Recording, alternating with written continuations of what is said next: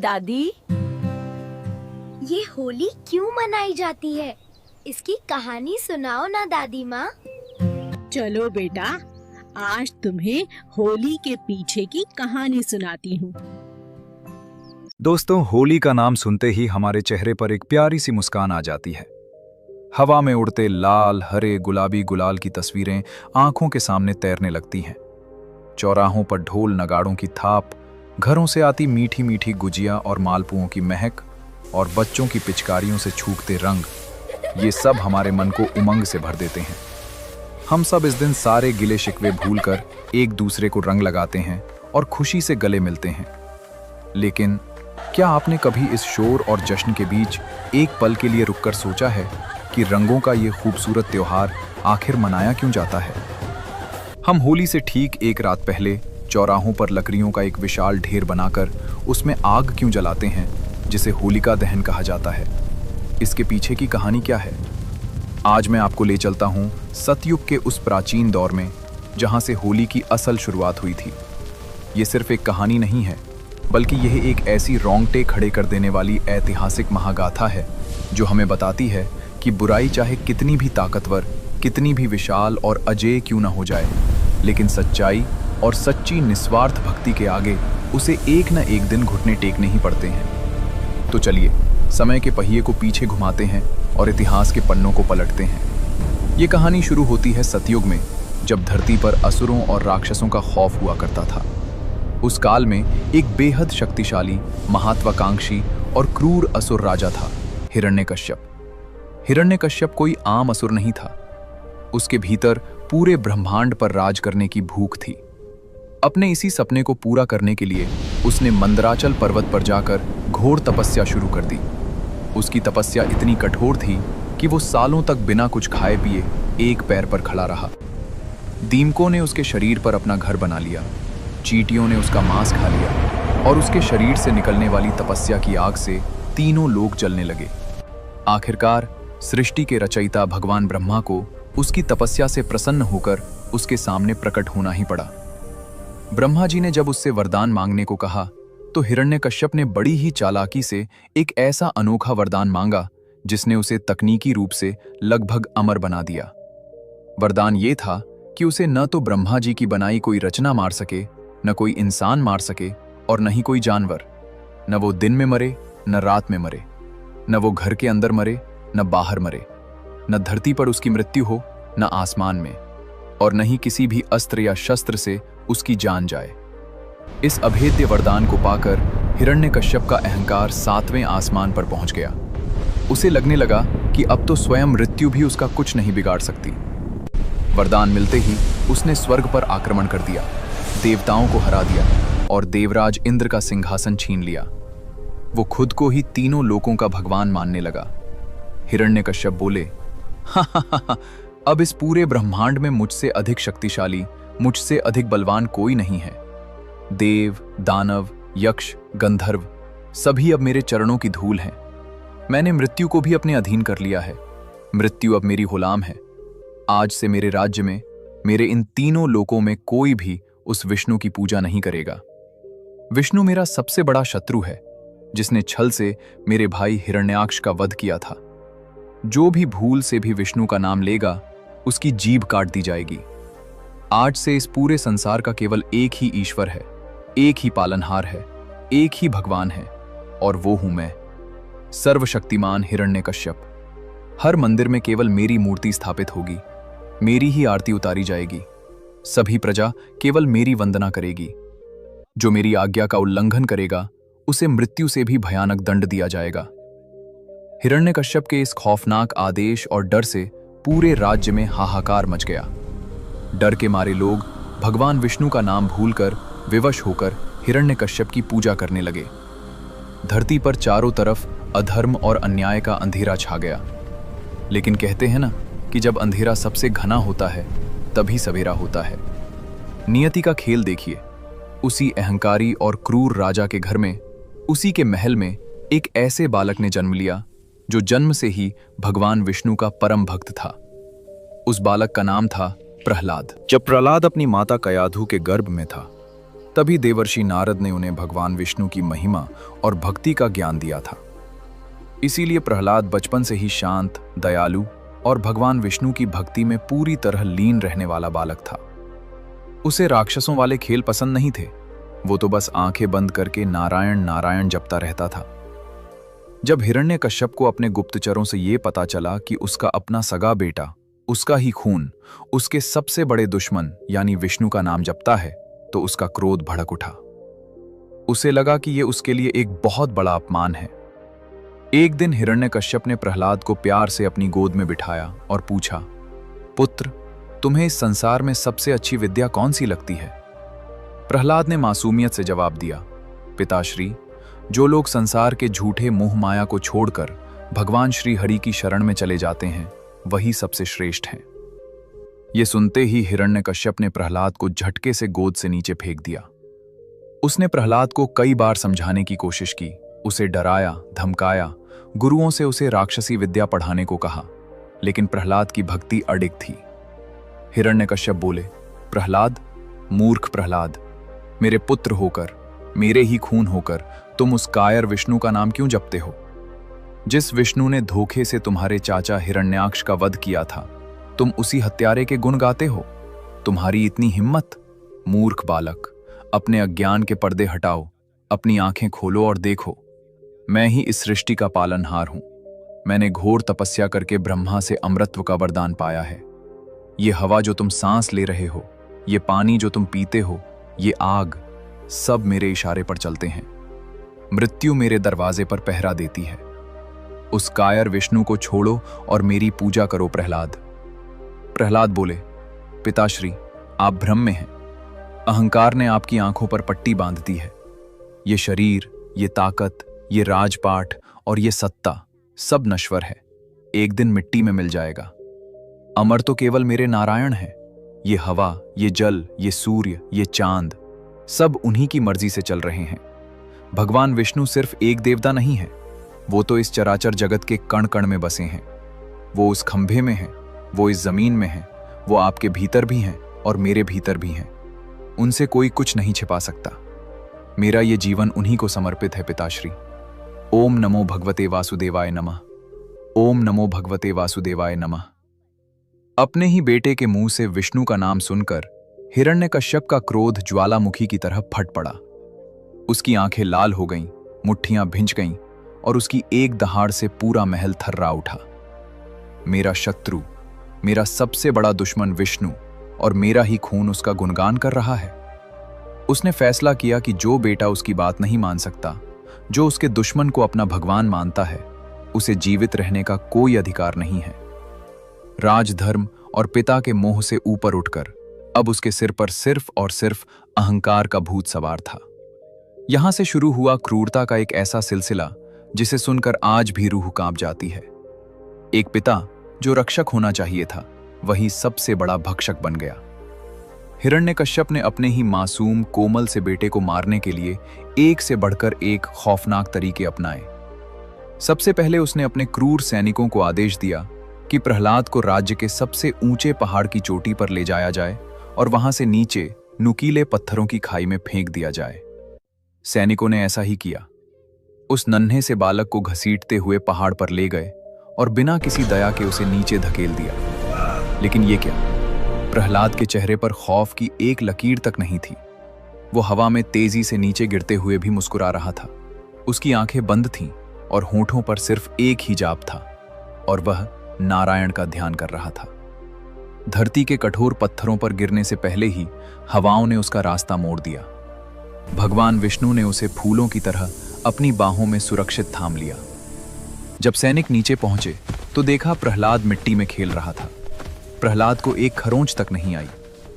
ये खबर सुनकर हिरण्यकश्यप बौखला गया। उसका अहंकार चूर चूर हो रहा था। उसने एक नई चाल चली। उसने प्रहलाद को एक पागल और खूंखार हाथी के पैरों तले कुचलवाने की कोशिश की। एक ऐसा हाथी जिसे कई दिनों से भूखा रखा गया था, जो जंजीरें तोड़कर चिंगाड़ रहा था। जब उस विशाल जानवर को प्रहलाद की तरफ छोड़ा गया तो देखने वालों की सांसें अटक गईं। जमीन कांपने लगी। लेकिन हाथी प्रहलाद के पास आते ही शांत हो गया।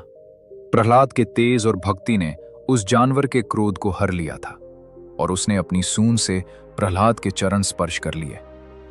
हिरण्यकश्यप का पागलपन अब अपनी सीमा पार कर चुका था। इसके बाद प्रहलाद को भूखे जहरीले सांपों के बीच एक अंधेरी कोठरी में छोड़ दिया गया, एक ऐसी जगह जहां एक दंश ही किसी की भी जान लेने के लिए काफी था। मगर वो सांप जो काल का रूप थे, वो भी प्रहलाद के लिए एक रक्षक बनकर उसके चारों ओर बैठ गए, मानो शेषनाग स्वयं उसकी रक्षा कर रहे हों। जब इस पर भी बात नहीं बनी तो प्रहलाद को जहर दिया गया, एक ऐसा हलाहल जहर जिसका रंग देखकर ही इंसान दम तोड़ दे। लेकिन विष्णु की कृपा से वो जहर भी प्रहलाद के गले से नीचे उतरते ही अमृत बन गया। अब हिरण्यकश्यप हार मान चुका था, उसका सारा गुरूर मिट्टी में मिल गया था। उसे समझ नहीं आ रहा था कि इस छोटे से बालक को कैसे मारा जाए। उसके पास कोई भी ऐसा अस्त्र या शस्त्र नहीं बचा था जो प्रहलाद का बाल भी बांका कर सके। और जब सारे हथकंडे फेल हो गए, तब हताश हिरण्यकश्यप ने अपनी बहन होलिका को बुलाया। होलिका कोई साधारण स्त्री नहीं थी, उसके पास एक रहस्यमयी शक्ति थी। भगवान ब्रह्मा ने उसकी तपस्या से प्रसन्न होकर उसे एक विशेष चुनरी या शॉल वरदान में दी थी। इस चुनरी की खासियत ये थी कि अगर होलिका इसे ओढ़कर धधकती हुई आग में भी बैठ जाए तो आग की भयानक लपटें भी उसका बाल बांका नहीं कर सकती थी, आग उसे जला नहीं सकती थी। भरे दरबार में हिरण्यकश्यप बोले, होलिका मेरी बहन, आज तुम्हारे भाई की प्रतिष्ठा दांव पर लगी है। ये कुल कलंक प्रहलाद मेरे किसी भी अस्त्र से नहीं मर रहा है। मैं थक चुका हूं, कोई अदृश्य शक्ति हर बार इसकी रक्षा कर रही है। अब सिर्फ तुम ही मेरी मदद कर सकती हो। तुम्हारे पास ब्रह्मा जी की दी हुई वो चमत्कारी चुनरी है ना? तुम उस चुनरी को ओढ़कर प्रहलाद को अपनी गोद में लेकर चिता पर बैठ जाओ। आग उसे जलाकर भस्म कर देगी और तुम सुरक्षित बाहर आ जाओगी। होलिका अपने वरदान के अहंकार में अंधी हो चुकी थी। होलिका बोली, आप तनिक भी चिंता न करें भ्राताश्री, कल फाल्गुन मास की पूर्णिमा है, कल ही इस बालक का अंत होगा। ये मूर्ख बच्चा मेरे पास आकर बड़े प्यार से बैठ जाएगा, मैं वो दिव्य चुनरी ओढ़ लूंगी। जैसे ही सैनिक चिता में आग लगाएंगे, आग की लपटें इस विष्णु भक्त को पल भर में राख कर देंगी। आपके मार्ग का ये कांटा हमेशा के लिए दूर हो जाएगा। अगले दिन सूरज निकलते ही राज्य के बीचों बीच लकड़ियों का एक विशाल पहाड़ खड़ा किया गया। पूरी प्रजा डरी और सहमी हुई इस भयानक दृश्य को देख रही थी। हर आंख में आंसू थे। होलिका बड़े घमंड के साथ उस चिता पर चढ़ी। उसने ब्रह्मा जी की दी हुई वो चमत्कारी चुनरी ओढ़ ली और छोटे से प्रहलाद को बड़े ही मीठे मगर कपटी स्वर में प्यार से पुकारकर अपनी गोद में बैठा लिया। प्रहलाद के चेहरे पर रत्ती भर भी डर नहीं था। ना वो रोया, ना उसने बचने की कोशिश की। उसकी आंखें बंद थीं और उसके होठों पर सिर्फ एक ही नाम था, श्री हरि। तभी सैनिकों ने चिता में आग लगा दी। सूखी लकड़ियों ने तुरंत आग पकड़ ली और कुछ ही पलों में आग की लपटें आसमान को छूने लगीं। गर्मी इतनी भयंकर थी कि दूर खड़े लोग भी पीछे हटने लगे। पूरी प्रजा हाहाकार करने लगी। हिरण्यकश्यप अपने ऊंचे सिंहासन पर बैठकर जोर जोर से पागलों की तरह हंस रहा था कि आखिरकार उसका दुश्मन जल रहा है। लेकिन तभी प्रकृति ने एक भयंकर करवट ली। जिस आसमान में अभी तेज धूप थी, वहां अचानक काले बादल घिर आए और एक बेहद तेज तूफानी आंधी चलने लगी। हवा का झोंका इतना तेज और अचूक था कि होलिका, जो अपनी जीत पर मुस्कुरा रही थी, उसके शरीर पर लिपटी हुई वो चमत्कारी चुनरी उड़ गई।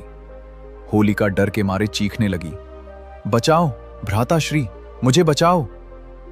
वो चुनरी हवा में लहराती हुई उड़कर सीधे नन्हे प्रहलाद के ऊपर जा गिरी और उसे पूरी तरह से ढक लिया।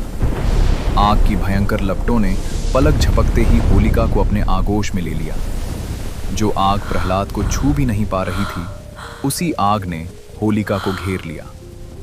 वरदान का दुरुपयोग करने के कारण होलिका उसी आग में जलकर राख हो गई। जब आग शांत हुई तो सभी ने एक चमत्कार देखा।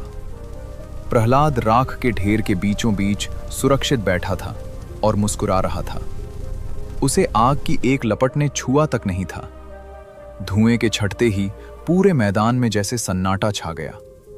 लोगों की फटी आंखें उसी चिता को देख रही थीं। उस भयंकर आग ने होलिका को तो जलाकर राख कर दिया था, लेकिन प्रहलाद के कोमल शरीर पर एक खरोंच या जलने का एक निशान तक नहीं था। यहां तक कि उसके वस्त्र भी ज्यों के त्यों थे। हिरण्यकश्यप अपने सिंहासन से उठ खड़ा हुआ। उसके होंठ कांप रहे थे और वो अपनी आंखों पर विश्वास नहीं कर पा रहा था। दोस्तों, होलिका का अहंकार और उसका वरदान दोनों उसी आग में भस्म हो गए, जबकि प्रहलाद की निस्वार्थ भक्ति ने उसे बचा लिया। ये सिर्फ एक बालक के बचने की घटना नहीं थी, बल्कि ये दुनिया के लिए एक प्रमाण था कि सत्य को कितनी भी बड़ी आंच क्यों न दी जाए, वो कभी जलता नहीं है। इसी घटना की याद में और बुराई पर अच्छाई की इस महाविजय का जश्न मनाने के लिए आज भी हम हर साल फाल्गुन पूर्णिमा की रात को एक विशाल आग जलाते हैं, जिसे हम होलिका दहन कहते हैं। ये पवित्र आग हमें केवल एक पुरानी कथा की याद नहीं दिलाती, बल्कि एक बहुत बड़ा संदेश देती है। ये आग हमें याद दिलाती है कि चाहे दुनिया की कितनी भी ताकतवर बुराई हमारे सामने क्यों न खड़ी हो, चाहे हमारे चारों ओर कितनी भी नकारात्मकता क्यों न हो, अगर हमारी नीयत साफ है और हमारा विश्वास पक्का है, तो जीत हमेशा सच्चाई की ही होती है। होलिका दहन के दिन हम सिर्फ लकड़ियां नहीं जलाते, बल्कि अपने अंदर छिपे अहंकार, ईर्ष्या और बुराइयों को भी जलाकर राख कर देते हैं। और फिर इस बुराई के जलने की खुशी में होलिका दहन के अगले दिन हम रंगों से खेलते हैं। चारों तरफ उड़ता हुआ गुलाल और खुशियों के रंग हमें बताते हैं कि बुराई के अंत के बाद जीवन कितना रंगीन हो जाता है। लेकिन ये रंग क्यों खेले जाते हैं? इसके पीछे भगवान कृष्ण और राधा रानी की एक बेहद ही खूबसूरत और मीठी सी कहानी है।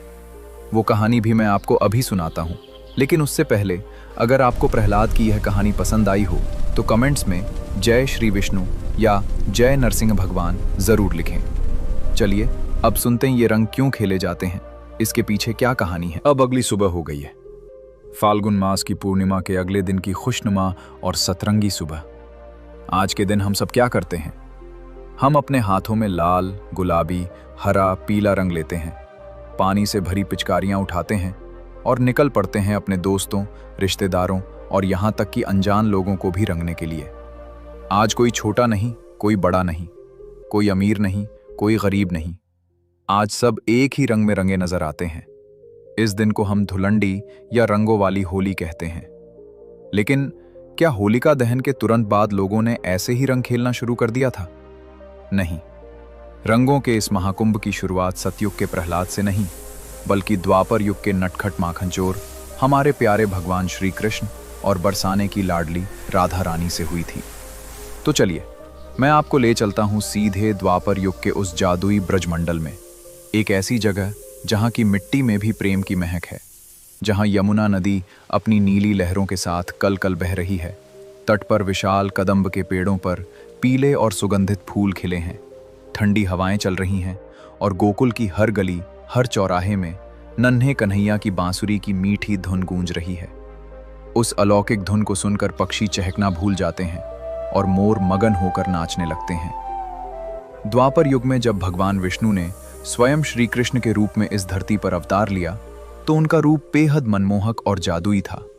लेकिन उनका रंग सांवला था, बिल्कुल सावन के एक गहरे नीले या काले बादल की तरह, या फिर आधी रात के शांत आसमान की तरह। वहीं दूसरी ओर उनसे कुछ ही दूरी पर बसे बरसाने में रहने वाली वृषभानु नंदिनी राधा रानी का रंग एकदम दूध जैसा गोरा और सुबह सुबह खिले चंपा के फूल जैसा निखरा हुआ था, मानो साक्षात चांद की चांदनी धरती पर उतर आई हो। कृष्ण जब छोटे थे तो वे अपने सखाओं के साथ अपनी गायें चराते चराते अक्सर यमुना पार करके बरसाने की तरफ निकल जाया करते थे। वहां राधा रानी और उनकी सहेलियां गोपियां कदम के पेड़ों पर झूला झूलती, तरह तरह के खेल खेलती और हमारे नटखट कन्हैया को चिढ़ाने का कोई भी मौका नहीं छोड़ती थीं। कन्हैया को राधा रानी बहुत प्रिय थीं। वे उन्हें छुप छुप कर देखा करते थे, लेकिन उनके मन में अपने सांवले रंग को लेकर एक मासूम सी प्यारी सी शिकायत हमेशा रहती थी, जो गोपियों की हंसी सुनकर और बढ़ जाती थी। एक दिन फाल्गुन का ही महीना था। बसंत ऋतु के आने से पूरे वृंदावन का रूप ही बदल गया था। चारों तरफ पलाश और टेसू के लाल लाल और नारंगी फूल ऐसे खिले हुए थे मानो पूरे जंगल में किसी ने आग लगा दी हो। हवा में एक अजीब सा खुमार था। श्री कृष्ण उदास होकर यमुना नदी के किनारे एक पत्थर पर बैठे थे और शांत पानी में अपनी परछाई देख रहे थे। उन्हें बार बार राधा का चमकता हुआ गोरा मुखड़ा और गोपियों की वो हंसी याद आ रही थी। वे अचानक उदास हो गए। उनकी आंखों में नमी आ गई और वे दौड़े दौड़े बिना पीछे देखे अपनी यशोदा मैया के पास नंद भवन की ओर चल पड़े। नंद भवन पहुंचकर देखा तो यशोदा मैया आंगन में बैठी एक बड़े से मिट्टी के बर्तन में मथानी से माखन निकाल रही थीं। कन्हैया की पायल की छम छम सुनकर मैया ने पीछे मुड़कर देखा। कन्हैया बिना कुछ बोले दौड़कर अपनी मैया की गोद में छिप गए, उनका आंचल कसकर पकड़ लिया और अपना मुंह फुलाकर बैठ गए। मैया ने जब अपने लाडले को, पूरे ब्रह्मांड के स्वामी को, इस तरह एक साधारण बालक की तरह रूठा हुआ देखा तो उनका दिल पसीज गया। उन्होंने प्यार से कान्हा का माथा चूमा और पूछा, क्या हुआ मेरे लाल, किसने मेरे कान्हा को रुलाया? कृष्ण अपनी बड़ी बड़ी आंखों में आंसू भरकर मासूमियत से बोले, मैया तू मुझे आज सच सच बता, तू तो इतनी गोरी है, नंद बाबा भी गोरे हैं, बलराम दाऊ भी एकदम सफेद हैं, और बरसाने वाली वह वृषभानु की बेटी राधा, वो भी एकदम चंपा के फूल जैसी गोरी है। फिर मैं ही ऐसा सांवला क्यों हूं? क्या मैं तेरा अपना लाला नहीं हूं मैया? क्या तूने मुझे कहीं से मोल लिया है? प्रकृति ने मेरे साथ ही ऐसा भेदभाव क्यों किया है? जब भी मैं राधा के साथ खेलने जाता हूं तो उसके सखा सखी मुझे काला काला और करिया कहकर चिढ़ाते हैं, मुझ पर हंसते हैं। मुझे नहीं जाना अब उस बरसाने में, मुझे नहीं जाना उसके पास खेलने। मुझे भी राधा जैसा गोरा होना है, मुझे भी उन जैसा दिखना है। यशोदा मैया अपने भोले से लाले की इस मासूम और प्यारी सी शिकायत को सुनकर अपनी हंसी नहीं रोक पाई। वे जोर जोर से हंसने लगी। उन्हें समझ नहीं आ रहा था कि वे इस छोटे से बच्चे को कैसे समझाएं कि उसका ये सांवला रंग कोई साधारण रंग नहीं, बल्कि पूरे ब्रह्मांड को मोह लेने वाला रंग है। मैया ने कन्हैया के दोनों गाल खींचे, उन्हें अपने सीने से लगाया और उनके माथे को चूमते हुए एक बहुत ही अनोखी, नटखट और अद्भुत सलाह दे डाली। यशोदा मुस्कुराते हुए बोली, अरे मेरे भोले कन्हैया, मेरे नटखट लाला, तू तो मेरी आंखों का तारा है। तेरा ये सांवला रंग कोई आम रंग थोड़े ही है, ये तो अथाह प्रेम का रंग है। बादलों का रंग भी तो सांवला होता है ना, जो बरस कर पूरी धरती की प्यास बुझाते हैं, सबको जीवन देते हैं। आंखों में लगने वाले काजल का रंग भी काला होता है, जो आंखों की सुंदरता बढ़ाता है। और तू उस राधिका के रंग से इतना क्यों चिढ़ता है? अगर तुझे उसका गोरा रंग इतना ही खटकता है तो एक काम कर, जा अपने सखाओं के साथ मिलकर अपने मनपसंद रंग तैयार कर और सीधा बरसाने चला जा। राधा के चेहरे पर भी वही रंग मल दे जो तुझे सबसे ज्यादा पसंद हो। जब तू उसे अपने ही रंग में रंग देगा तो फिर तुम दोनों एक जैसे हो जाओगे, कोई भेद ही नहीं रहेगा। न वो गोरी रहेगी, न तू सांवला लगेगा। कन्हैया की बड़ी बड़ी आंखें ये सुनकर चमक उठी। उनके चेहरे पर छाई उदासी पल भर में गायब हो गई और वहां एक शरारती मुस्कान ने ले ली। मैया की ये तरकीब उनके नटखट मन को बहुत भा गई। बस फिर क्या था, कन्हैया ने अपनी बांसुरी कमर में खोसी, अपना पीतांबर कसा और घर से बाहर निकलकर जोर से अपने ग्वाल बालों को आवाज लगाई, ओ मनसुखा, ओ श्रीदामा, सुबल, जल्दी आओ, आज तो बरसाने पर चढ़ाई करनी है, आज तो उस राधिका को रंगना है। श्री कृष्ण की आवाज सुनकर उनके सभी दोस्त दौड़ते हुए आ गए। उन्होंने मिलकर जंगल की ओर दौड़ लगा दी और पेड़ों से चुन चुनकर पलाश और टेसू के लाल नारंगी फूल तोड़े। उन ढेरों फूलों को बड़े बड़े कलावों में रात भर पानी में उबाला गया, जिससे एक बेहद खूबसूरत प्राकृतिक खुशबूदार और पक्का लाल रंग तैयार हुआ।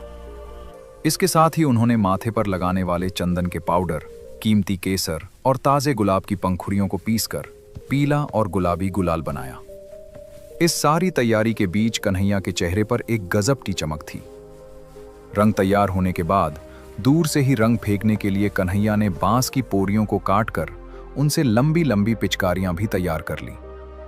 अगली सुबह फाल्गुन की उसी पूर्णिमा के अगले दिन श्री कृष्ण अपनी पूरी ग्वाल बालों की टोली के साथ ढोल और मंजीरे बजाते हुए गोकुल से बरसाने की तरफ निकल पड़े। सूरज की पहली किरण के साथ ही पूरा गोकुल जैसे जाग उठा था। कन्हैया के चेहरे पर एक गजब की नटखट मुस्कान थी। किसी ग्वाले के कंधे पर लाल रंग से भरी मटकी थी तो किसी की कमर में पीला और गुलाबी गुलाल बंधा था। ढोल की धमाधम और मंजीरों की छन छन से पूरा रास्ता गूंज रहा था। आज तो जैसे इन ग्वालों को पूरी दुनिया जीतनी थी। उधर बरसाने में राधा रानी अपनी सहेलियों ललिता, विशाखा और बाकी गोपियों के साथ यमुना किनारे कदम के पेड़ के नीचे बैठी थी। सुबह की ठंडी ठंडी हवा चल रही थी। राधा रानी ने बेहद सुंदर नए वस्त्र पहने हुए थे और चमेली के फूलों से अपना श्रृंगार किया था। उन्हें जरा भी अंदाजा नहीं था कि गोकुल का ये नटखट चोर आज क्या खुराफात करने वाला है। वो तो अपनी सखियों के साथ मीठी मीठी बातों में मगन थीं। तभी हवा में एक जानी पहचानी सी बांसुरी की धुन तैरने लगी। अचानक पेड़ों के पीछे से श्री कृष्ण अपनी टोली के साथ प्रकट हुए। इससे पहले कि राधा रानी कुछ समझ पाती या संभल पाती, कृष्ण ने एक शरारती मुस्कान के साथ अपनी बांस की पिचकारी उठाई और राधा के उस गोरे चांद जैसे चेहरे पर लाल टेसू के रंग की एक जोरदार धार छोड़ दी। छपाक की आवाज हुई और राधा का पूरा चेहरा, उनके सुंदर वस्त्र और उनके बालों में लगा चमेली का गजरा सब कुछ लाल रंग में भीग गया। कृष्ण के इशारे पर उनके सखाओं ने भी अपनी अपनी मटकियां खोल दी और गोपियों पर गुलाल उड़ाना शुरू कर दिया। देखते ही देखते पूरा आसमान लाल, पीले और गुलाबी बादलों से भर गया, मानो आसमान में एक साथ कई इंद्रधनुष उतर आए हों। राधा रानी पहले तो एकदम अवाक रह गईं। फिर जब उन्होंने कन्हैया को जोर जोर से हंसते और चिढ़ाते देखा तो उनका भी नटखटपन जाग उठा। राधा अपने भीगे हुए दुपट्टे को झटकते हुए बोली, अरे कान्हा, ये क्या उधम है? मेरे इन सुंदर नए वस्त्रों को तूने लाल पीला कर दिया, और ये मेरे गालों पर क्या मल दिया है तूने? मेरी आंखों में रंग जा रहा है। तू खुद तो सांवला है और अब मुझे भी अपने जैसा बना दिया। ठहर जा नटखट माखन चोर, आज तो मैं तुझे नहीं छोड़ूंगी। ललिता, विशाखा, जल्दी आओ। आज इस गोकुल वाले को हम भी इसके मनपसंद रंग में रंग देंगे। उठाओ रंग, और कोई भी ग्वाला आज यहां से बिना रंगे वापस नहीं जाना चाहिए। आज इन्हें पता चलना चाहिए कि बरसाने की गोपियां भी किसी से कम नहीं हैं। कृष्ण अपने दोनों हाथ कमर पर रखकर ठहाका लगाते हुए बोले, राधे, आज तो बुरा ना मानो, आज तो होली है। मैया ने ही कहा था कि तेरा घमंड तोड़ने के लिए मैं तुझे अपने रंग में रंग दूं। अब देख, हम दोनों बिल्कुल एक जैसे लग रहे हैं। न कोई गोरा रहा, न कोई सांवला। आज से सिर्फ और सिर्फ प्रेम का रंग है।